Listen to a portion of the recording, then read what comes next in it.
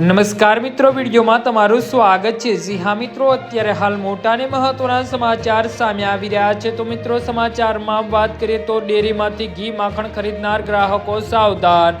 સુરતના જુદા જુદા વિસ્તારમાં આવેલી 5 ડેરીમાંથી ઘાત પદાર્થના લીધેલા સેમ્પલ નેગેટિવ આવતા પાલિકાએ કાયદેસરની કાર્યવાહી હાથ ધરી છે। લોકોના આરોગ્ય સાથે ચેડા કરતા ડેરી સંચાલકોના મનપાની ટીમે ભાંડાફોડ કર્યો છે।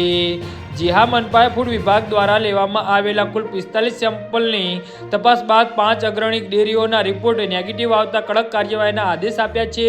તપાસ દરમિયાન ઊંધના ગુજરાત ડેરી અને ધનરાજ ડેરીના નાના વારસાની નવી જલારામ ડેરી, વારસાની જનતા ડેરી અને ફાર્મા તેમજ પુણા ગામની અમૃતધારા ડેરીના ઘી અને માખણના સેમ્પલ ફેલ થયા છે।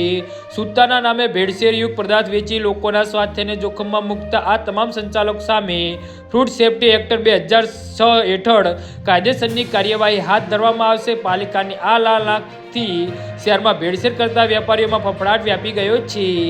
જી હા મિત્રો, તો આના વિશે તમારું શું કહેવું છે તો નીચે અમારી કમેન્ટ બોક્સમાં જરૂરથી જણાવજો। અમારી યુટ્યુબ ચેનલને સબસ્ક્રાઈબ કરવાની ભૂલતા નહીં। ધન્યવાદ।